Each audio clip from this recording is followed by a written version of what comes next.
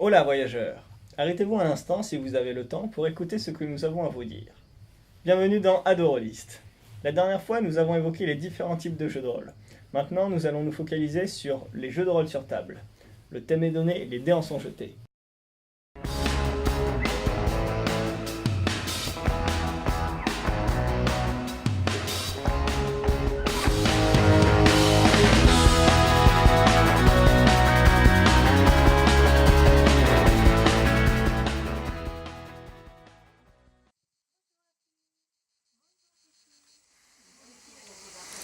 Tu es sûr de vouloir en arriver là? Il n'y a pas d'autre solution. Shifumi! Shifumi! Shifumi! Shifumi! Shifumi! Shifumi! Shifumi, Shifumi, Shifumi, Shifumi, Shifumi, Shifumi.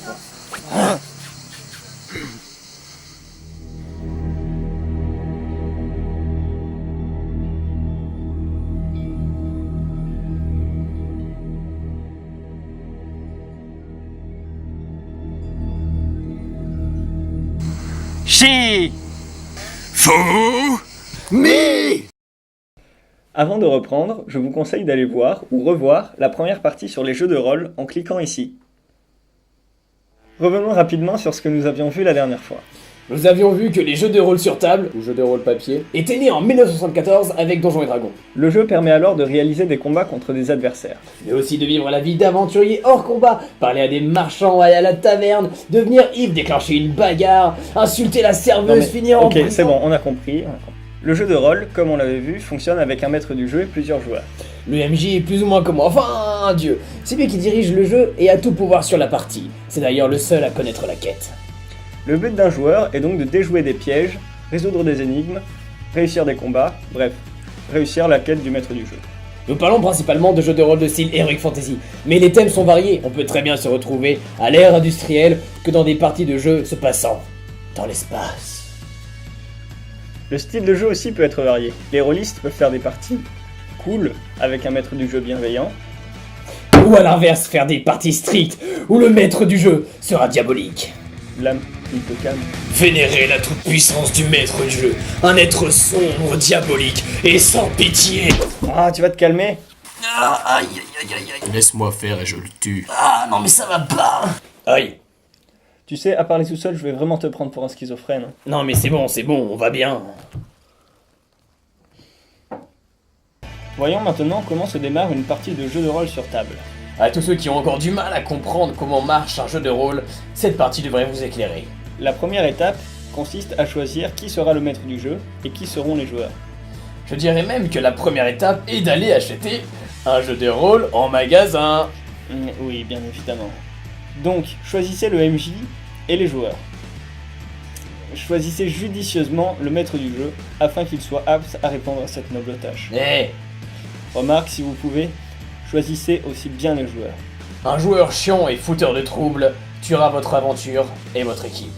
Après cela, le MJ devra choisir une quête et s'en imprégner pour un jeu plus fluide. Pendant ce temps, les joueurs devront créer leur personnage. Cette étape est souvent longue, mais doit être faite avec sérieux. Avec qui?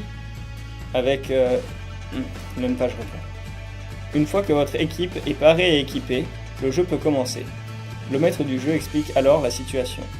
Chers aventuriers, bonjour. Vous vous trouvez actuellement à Ferlevent, une ville moyenne des plaines du sud. Le temps est plutôt chaud et ensoleillé, et vous savez qu'un homme au visage dur est recherché par la milice. C'est alors que la place du marché sur laquelle vous vous trouvez se met en ébullition. Eh oui.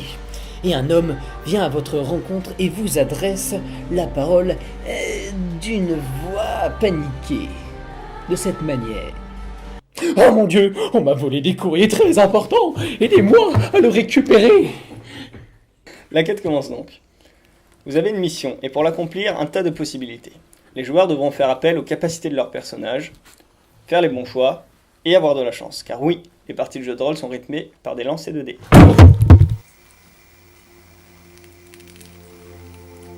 Un dé. Mais stylé. Ce dé...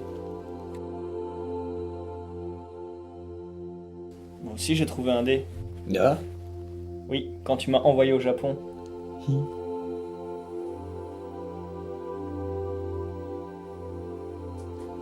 Qu'est-ce qui se passerait si je touchais? Pourquoi tu veux qu'il se touche? Je sais pas. Il va peut-être se faire des bisous. Lame, t'es vraiment désespérant. Ouais.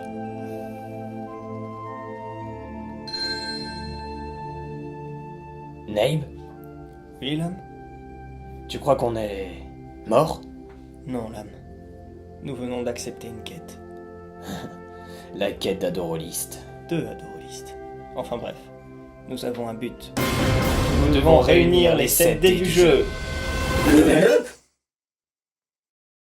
Mes félicitations, vous avez fini le didacticiel. Vous obtenez désormais le grade d'aventurier. Comme à chaque fois, je vous invite à vous abonner, partager, commenter la vidéo pour dire que Adorolist c'est génial, que l'âme est le meilleur. MDR. Vous pouvez aussi retrouver la vidéo sur l'héroïsme en cliquant ici. Enfin, les Facebook d'Adorolist et du Monde des 7 sont toujours en ligne et ça, c'est cool. Allez, sur ce, je vous dis à la prochaine. C'est moi qui dis au revoir. Non mec, tu sais que quand c'est toi qui parles, c'est chiant.